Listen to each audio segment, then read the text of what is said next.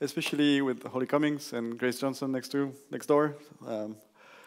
I wouldn't have joined my own talk, so I really much appreciate it. Thank you very much. All right. This is going to be about introducing Kotlin in your organization, hopefully the easy way. This is a talk that I've built based on experience back at ING. And I mean, there's some Kotlin in there because I'm a big Kotlin fan, but you can kind of replace Kotlin with anything, and hopefully a lot of the advice in there should work. This is not going to be very technical in terms of depth, but there's going to be a lot of tips, hopefully, that you can make use of. I would love for you not to sleep and to be a little interactive. So if you can join, that would be really nice, because I have a couple of questions. Otherwise, you also have very welcome to shout. That's also possible. Hey, Tom, I didn't see you were there. Oh, is it too sorry. All right, and while you are all taking pictures, who is in a big company today? Who's working like in a big corp? Quite a few. And who is not using Kotlin today? Okay, it's like the Venn diagram is actually intersecting, so that's good. All right, very quickly, my name is Julien. You don't have to remember the last name, that's fine. I lead developer relations at a company called Adyen, and I'm also a Kotlin Google developer expert. And you can find me online at Lengrand. This talk is going to be about different things. The first one is why did we decide to move to Kotlin, why I think Kotlin is interesting, and why you should love Kotlin as much as I do. Then a whole lot of tips and tricks about how to convince people, especially if you work in a big company. And also, we have a last part about why not move to Kotlin, because if you're a software engineer, it's always good to look at the other side of the story as well. In terms of how it started, it goes back 3-4 years now, actually. I was a team lead at ING, and we were working on like applications that were there that existed for 7-8 years. There was no new applications being built, and we were also stuck on Java 8, not because we wanted to, but because local tooling wasn't ready to upgrade. It has changed since I promised. Join ING, it's a good company. But back in the time, it wasn't possible. So as a team, we were trying to grow, trying to get better, trying to learn new things. It was like, kind of felt stuck on Java 8, so we decided to try Kotlin. And it took almost a year, but we ended up, being mentioned on the keynote from the the keynote from coming out of the Kotlin 1.4 back in the time from JetBrains. So we went from just having a crazy idea to trying, and then I know that a lot of teams are using Kotlin at ING today, so it has worked. It's been adopted. But it took a lot of convincing, very different levels: security, compliance, management, colleagues as well, front-enders, like everybody. We had to convince everybody at the time. So first of all, why move to Kotlin? Few things. Okay, first question. Is that working? Can you answer? Or do I need to start the thing? Maybe I forgot to start it. Have you been able to join the Q&A already or not? No. You should tell me. I don't know. Okay. Present with Slido. Is that going to change everything? Okay. We're gonna do it. We're gonna do it like this. Which one of the 4 languages here is the youngest, in your opinion? Is it Kotlin, Go, Rust, or Java? Kotlin, Go, Rust, or Java? And I think you can't answer with the phone, right? So, anyone? Go or Rust is youngest. The youngest is Kotlin.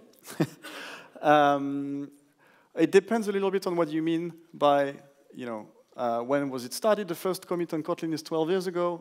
Announcement by Mozilla was back in Servo, 2009. So Go is actually older, Rust as well, in terms of inception. I know it's a funny one because everybody thinks like Rust is the new kid, but Kotlin is the new kid if you look at it this way. And some quick numbers, there's about 5 million Kotlin users. And depending on the survey, there's a list of resources at the end, but some people say that it's the 4th most loved programming language in the world. And it's surely the 2nd most popular on the JVM, which is something. For now. Why I think Kotlin is here to stay, I'm a team lead, as I said.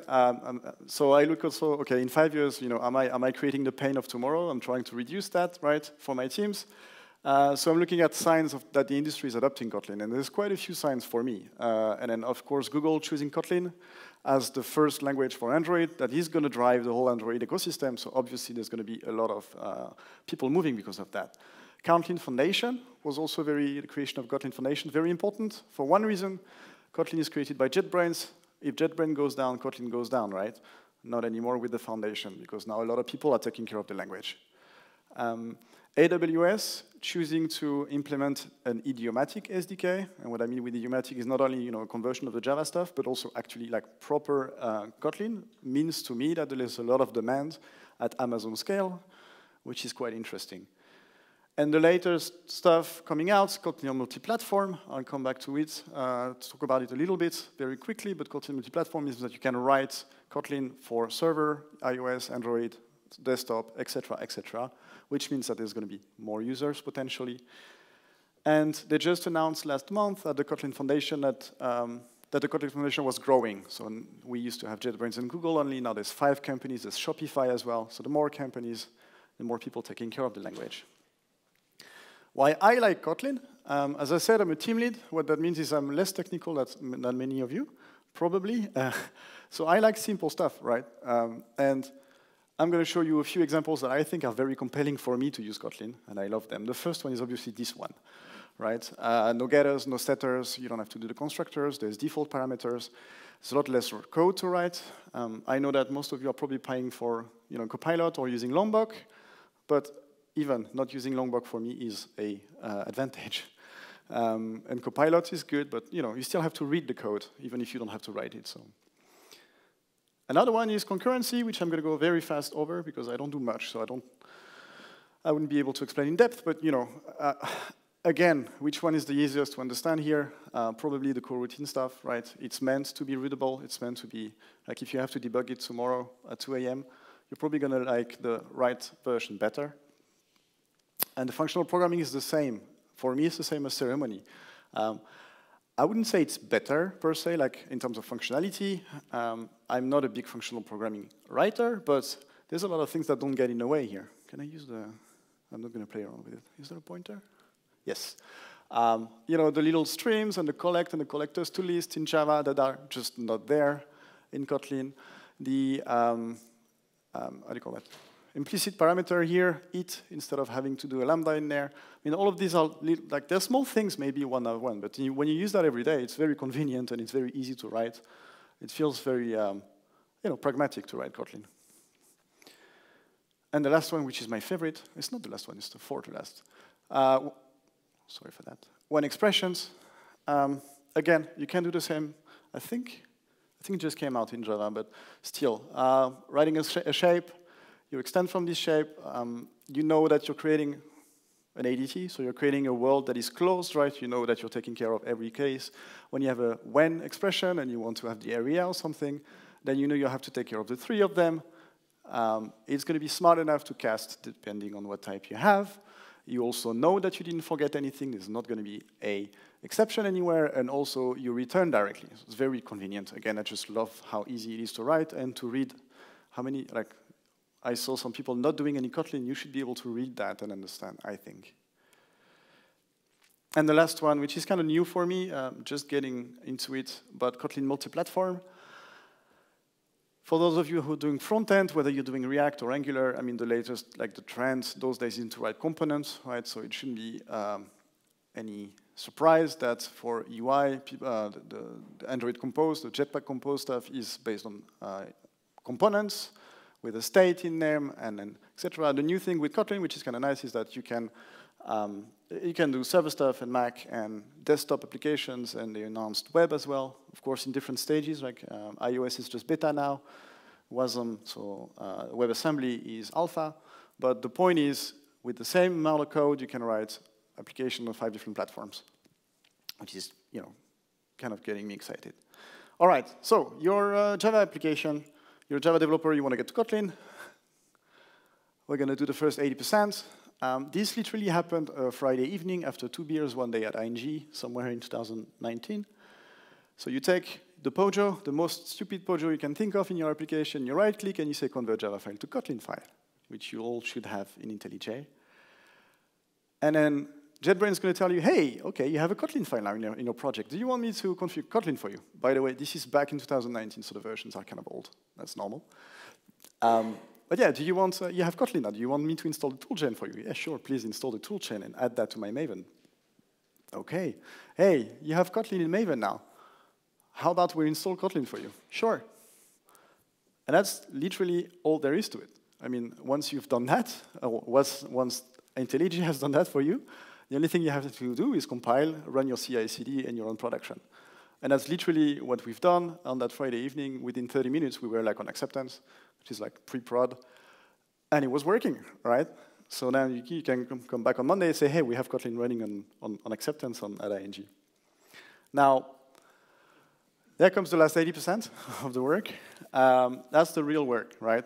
When you have to convince everybody. And then, yeah, as I said, okay, we were 2 people, so you have to convince the rest of the team, right? Not everybody's as thrilled as you. You have to get on the architect. You have to get through security, obviously, I mean, very important, all of you.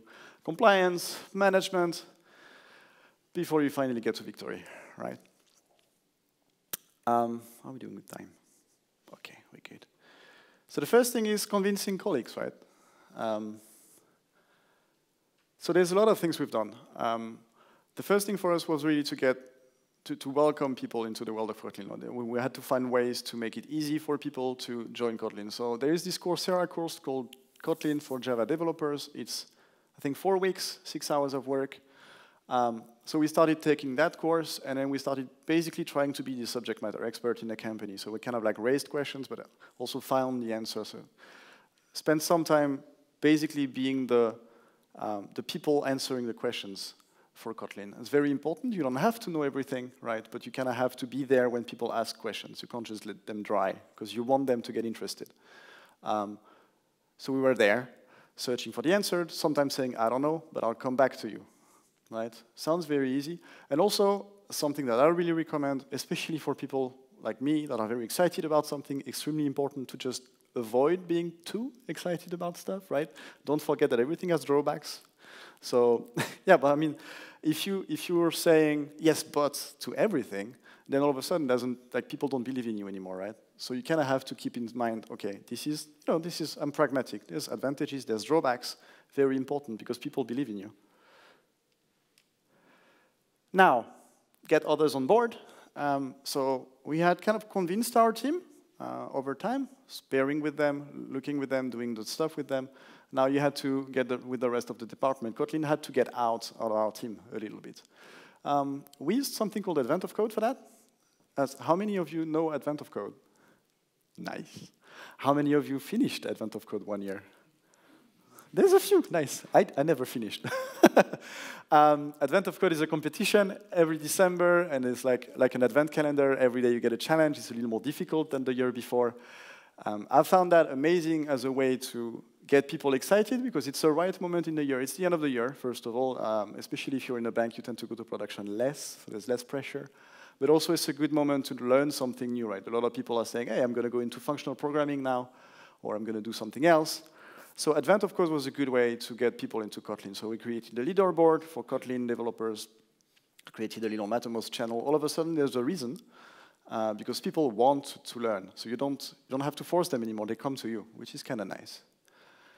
And the end of the year is also a moment in a lot of big companies where you kind of have yearly objectives. I don't know if you have that, but I did, where you say, I'm going to do that this year. And a lot of people forget. So it's a good moment to say, hey, you can use your learning objectives. I can help you. So we're going to use the learning tracks, and then we're going to learn Kotlin together. So we ran a few cohorts where there was the Coursera course. We did it together with them. Started just getting people in the vibe. And also the last one that was, to me, very important, that really worked, was just to remove the friction. People are not afraid of using something every day, but it's always the first step that's scary, right? If you go running, you know this, and I guess if you start running, it's fine, but then it's the getting to run that's the problem, typically. So removing friction was very important for us. So what we've done is we say, okay, you want to try Kotlin, no problem. We come to you, we come to your team, we upgrade with you. So we set up the toolchain that I've just showed. We do it with you on a branch. And then once we have that, then you have Kotlin running, you can write the code. I mean, people are developers, so they figure it out. But just having the branch that is there, working and compiling, just made people, it was easy for them to just go on it. Now, this one, very small, right? Compliance, security, you come and you say, hey, we're going to use a Linux language. That's not going to be a problem, right? Sure, compliance is saying, yes, you should. That was a little scary. I mean, of course, security's job is always to say no first, because that's their job, and it's also the right answer for them, typically, right? They should say no, because it's adding risk. So the question is, okay, how do we find a way to just answer the question and yeah, basically stay on the same level of security and compliance as before? There's a few answers to that. The first one is Hilke, the person I was upgrading with, was a former pen tester. So if you go to security and you're a former pen tester, all of a sudden you have quite some trust and authority build up all of a sudden, so people believe you a little more. But if you don't have that, there's a lot of ways you can go around it. First of all, Kotlin is just a JVM, right? So the first thing you can say is, we're not doing Python right now, we're doing the JVM. So all of the tooling you're using, all of the scanners that you have, all of that still works. And also, by the way, we came out with a plan. We said, you know, all of the Java, we keep doing the same thing. The Kotlin, at the moment, the plugin isn't there, but we're going to be running another plugin, and we're also going to do it manually, do the pen tests manually, or the security tests manually, and report to you. So what we did was not only, you know, go and say we're going to use that, but how can we do? But also we wrote the manual descriptions. We wrote a proposal as to, okay, if other teams are asking, then we're going to be writing the manual for you, and we're going to propose a solution. You write it with us. If you're happy, then you can make it used by other teams. And that was very useful for us to get approval, simply because a lot of teams were asking as well, like, hey, I want to use Kotlin, and security was like, no, we're not ready for it, because nobody was taking the ownership, right? That sounds logical. It's not their job, or it's not our job to do security, but if you take the ownership, then people are inclined to say yes. And that helped a lot. We just sat with them, showed them a few times, and that was easy. And this one is also a good one, I think, convincing management. We've had, I mean, people were a little scared at the beginning, right? It sounds like, oh, well, I'm bringing anarchy in the team, right? Like this is Java, everything is, we have Java and Angular, and then people are always asking, oh, how do we introduce React? Can we introduce that new tools? It's always a risk for management, and that's logical, right? One thing that I recommend that always works, in my experience, is the small experiment. And if you come and you say, we're going to try this thing, it's like tiny. We just have one thing. We make it risk-free. We're taking the risk on ourselves, by the way. And if it doesn't work, we just revert, right? And it's going to take us a week. This is amazing, because nobody can say no to that. Like, that would be very, like, people feel bad to say no to something like this.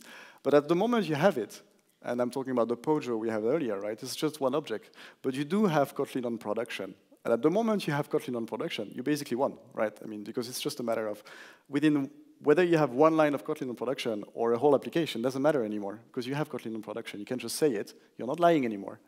So this whole small experiment, if you want to introduce anything in your company, that's really what I recommend. Make it as painless as possible, reversible, risk-free for your manager, and then as the moment you have it, then you can communicate about it. And that's the next step. Something that I see a lot of people not do, and that I would argue as a manager that's one of the most important things, is when you ask for permission to do something, or you're trying an experiment, and someone tells you yes, then communicate about it, about progress. I've seen so many people, like I have someone from ING here, but we try to introduce Quarkus, we try to introduce Micronauts, and very often people are getting a yes, and then you don't hear about it anymore for 3 months, and then the manager forgot about it, and then it doesn't matter whether it's a success or not anymore, because it's out of sight, out of mind, and then you're basically losing the inertia, like the velocity that you created. Sorry? Momentum. The momentum, thank you. So I would really recommend communicate about progress. Can be one sentence, can be around coffee, can be an email, but just keep communicating, especially if you fail, because people will respect you more if you're communicating about failure. There's a really simple reason for that. It's because nobody does it. Right? Everybody is sharing successes. Very few people are sharing failures. So if you share your failure, people are inclined to trust you more. And always say, okay, what's coming next? And I recommend you do that if you do it, try to do it in public. I'm sure you have like an hourly or a monthly meeting in your department, or you have a Java guild, or there's we have architecture meetings, we have ADRs, and there's many ways to communicate that, but do it in public, again, because you can only get support from it. The next one is, I tried to Google like image corporate CEO, and that's what I got. So this is corporate CEO, whatever. Sorry, I couldn't find better. But one thing that, having interacted in, like, I have a tendency to try to bring a lot of stuff, and then the thing you realize after a while for a manager is everybody is trying to grab that time. Everybody is trying to grab their attention, everybody is trying to grab their piece of their budget.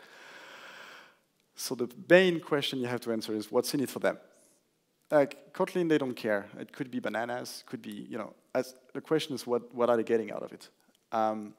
And think and be aware of the fact that even if you get 10 minutes, you get 1 hour, whatever, you can pitch, everybody is doing the same as you. So you're not more important than everything else, even if arguably it's more important for you, and it is.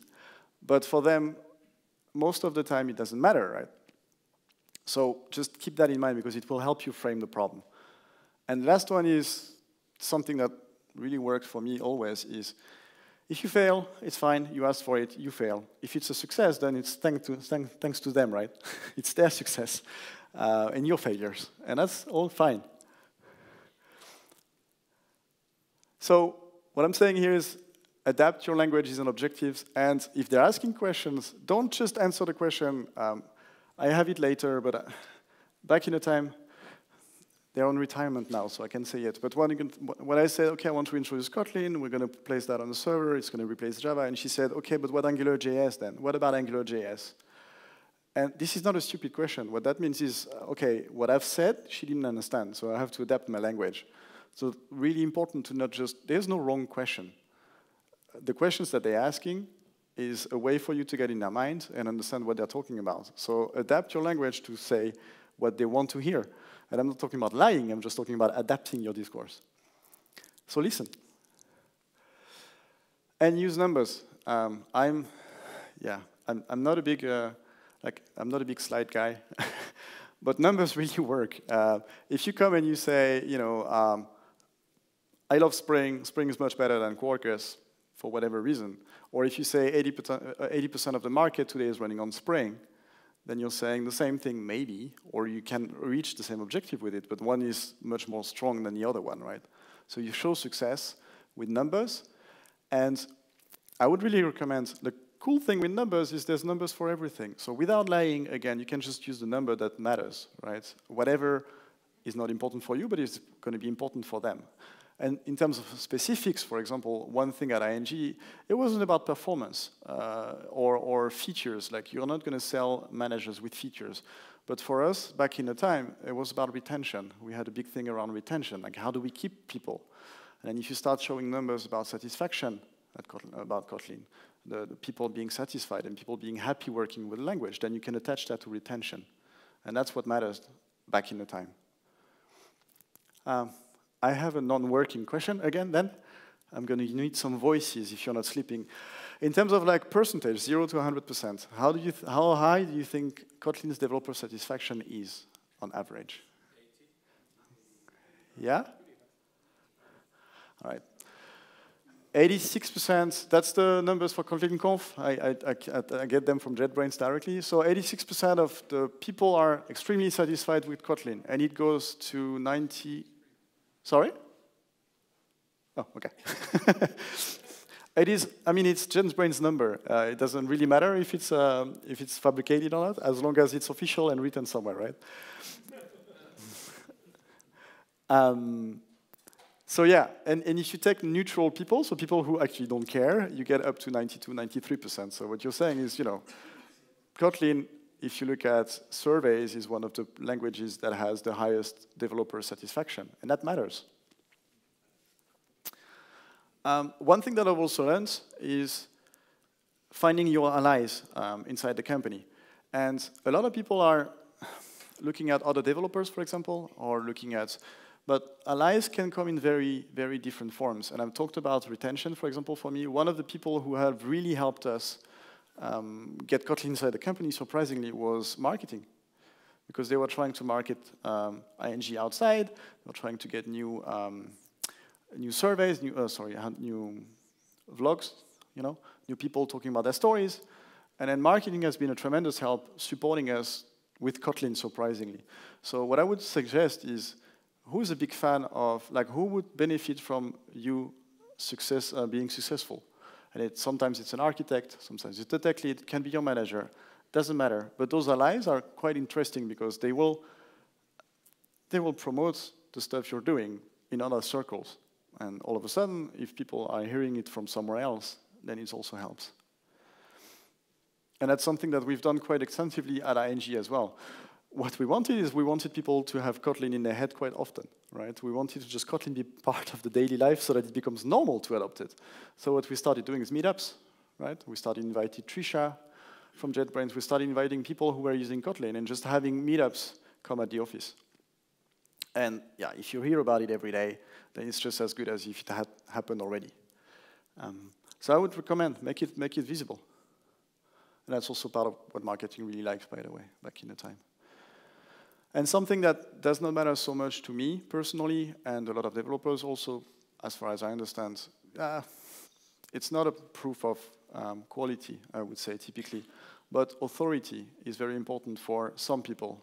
It was very important for other team leads back in the time, for example. So there's many ways to find authority depending on what you want to get in the company. So for example, okay, Google Developer Expert is something that you say, I'm a Google Developer Expert. I know that when I joined IDN 2 years ago, and people see Google Developer Expert in Kotlin, I have 20, 30 people who come to me and say, hey, I want Kotlin in the company. Can you help me, please? It matters for people, and it's the same for Kubernetes. You have the certification for Kubernetes, so if you want to have Kubernetes inside the company, maybe take the certification, because all of a sudden you have authority. People will believe you. And it's an example that I absolutely love. Ximeres is a consultancy company. They sell, they place people. And they also do projects. And the CTO, Joris, he wanted to write Kotlin, right? He loves Kotlin probably more than I do. And he was bored with Java. And they're working a lot with banks, so it was hard to get people excited, like, well, we're using Java at Rabobank or at ING, so you have to use Java. What they've done is they wrote a blog, officially, on their page, on their website, Ximeres uses Kotlin. And then when they were getting in the company, what we use Java? Yes, but Ximeres uses Kotlin. Here, this is the proof, the fact that we use Kotlin. You want to work with us, we use Kotlin. Just the fact of writing it somewhere apparently helped them a lot, just convince people, because they could just report saying, hey, we've worked with Ximeres for the last 5 years. Now they use Kotlin. Here is the page where it's written. And then all of a sudden, people started using Kotlin, just because they wrote it, which is funny to me, but just try. The last thing, very important, don't forget, there is a point at which you have to stop. Not all battles can be won. I've been people really hard trying to get React inside the company. And what happens is they're so adamant about it, they're never going to stop about it, is people don't listen.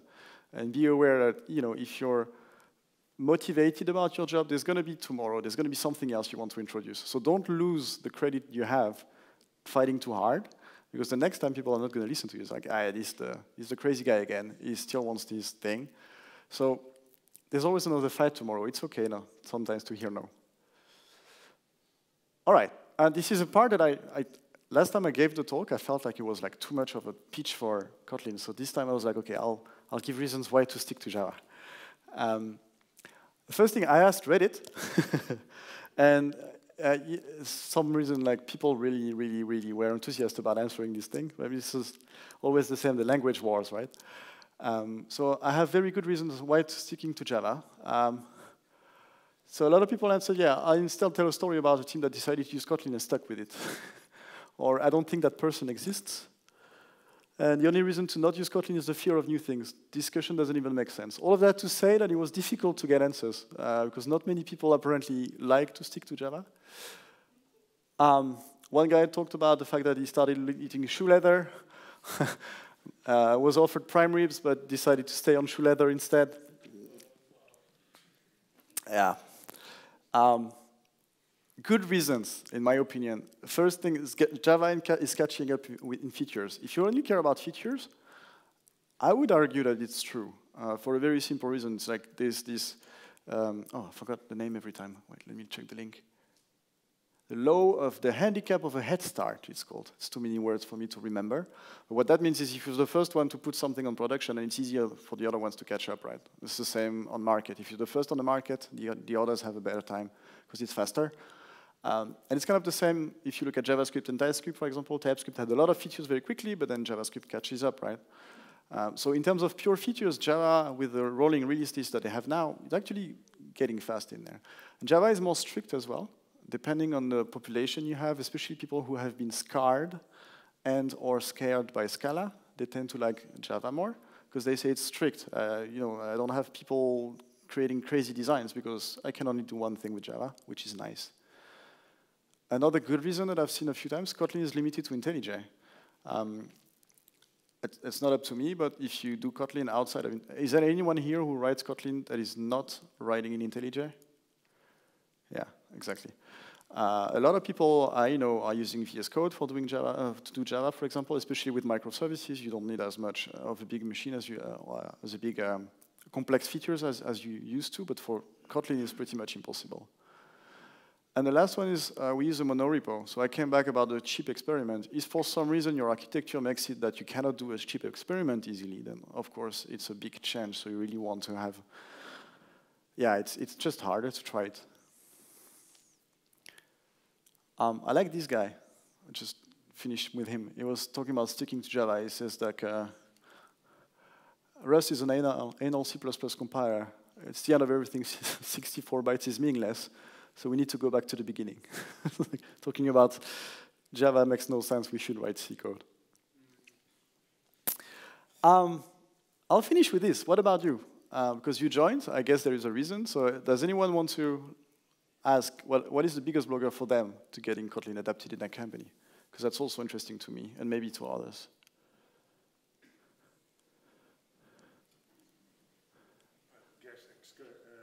Existing code base. It's all Java. So yeah. Switch existing project to Kotlin altogether. But you have, so you're in a situation where you have a very big project and it's difficult to, yeah.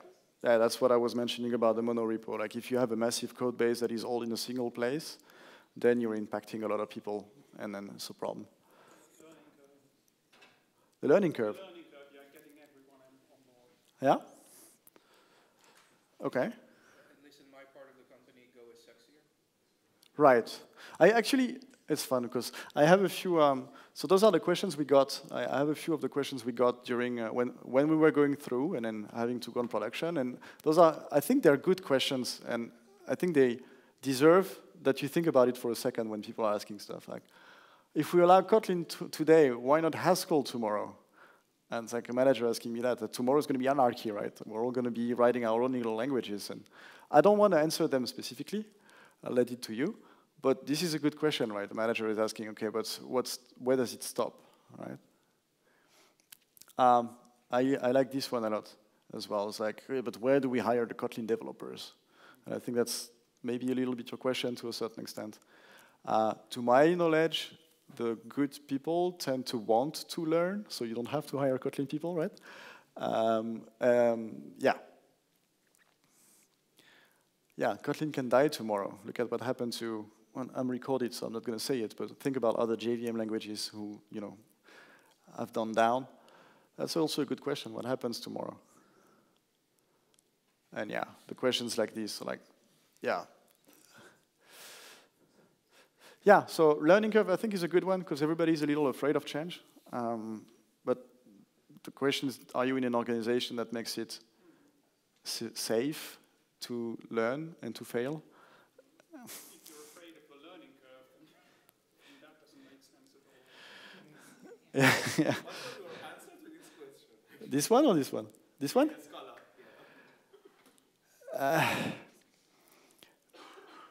Yeah, well, my first question doesn't matter what my answer was because it depends a little bit on who you are and where you sit.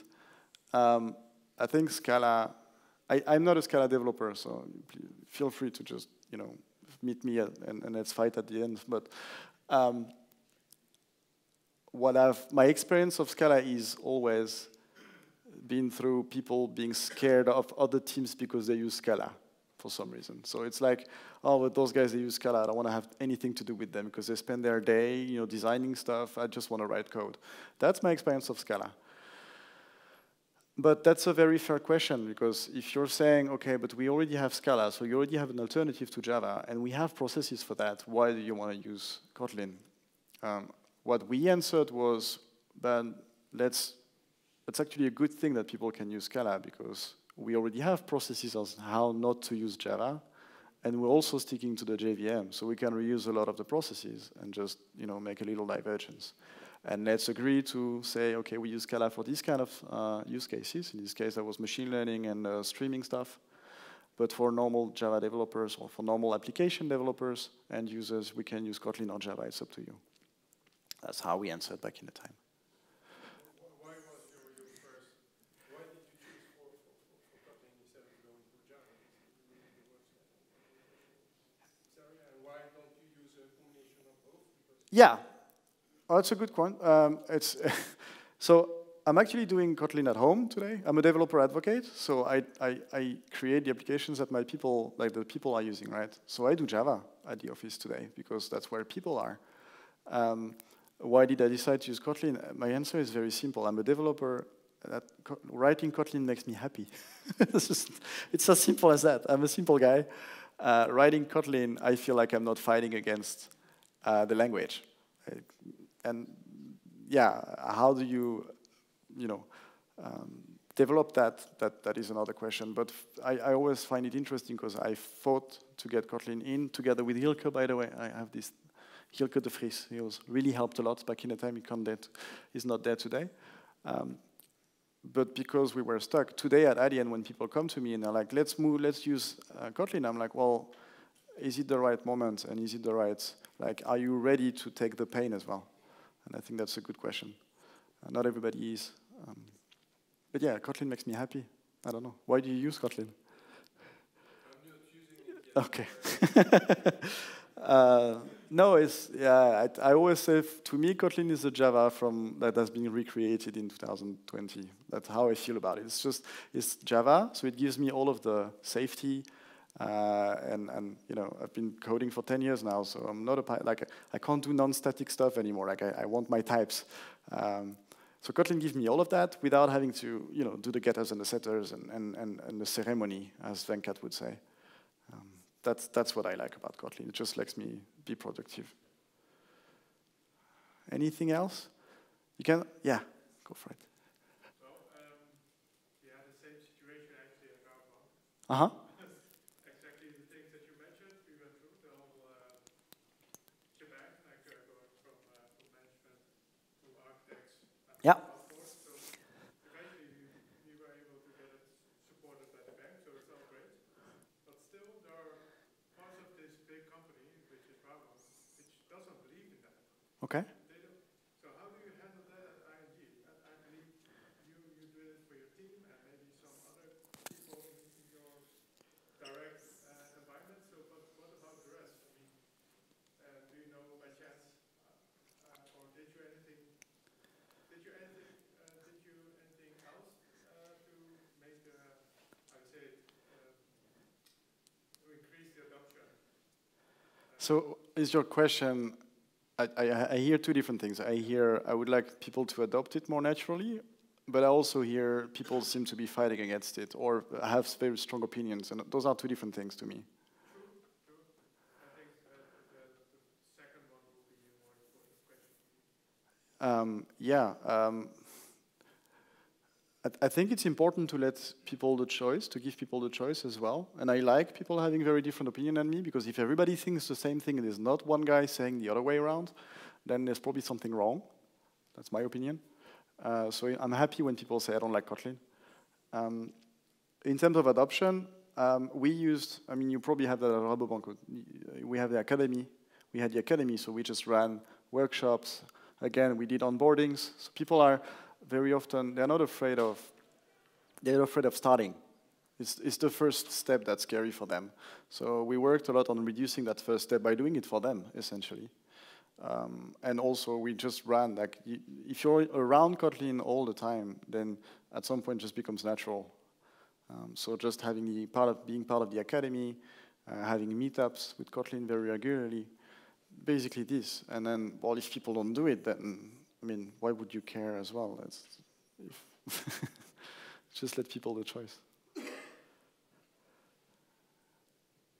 Any remarks, any questions, anything before we close?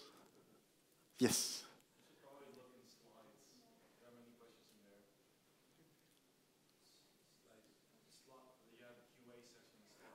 Oh.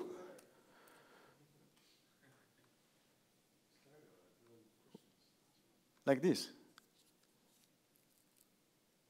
I thought I wasn't logged in. You mean in Slido? Or? Yeah, that one. Ah. What the? Rust, yes. There's always one guy shouting Rust. It's like vegans, you know, like if there's a vegan in the room, you know it. It's a joke, please. Wait. There was a good question that I didn't have time to read.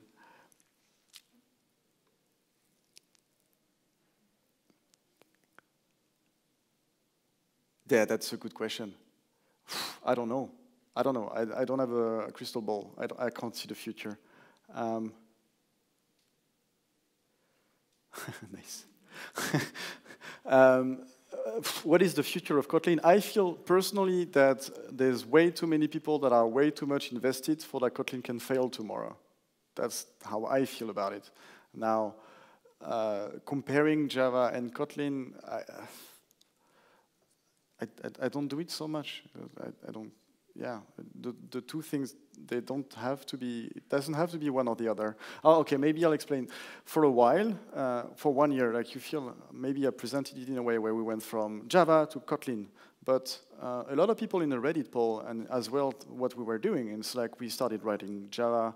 We kept writing Java for the core, but all of the application layer was in Kotlin because the resources are faster, because the data model is easier, etc. So it doesn't have to be one or the other. You can also just do both, and they don't have to fight. It's not a competition. Yeah, just be happy. That's all I'm asking. Yeah? Will you be needing a commercial license to develop Kotlin?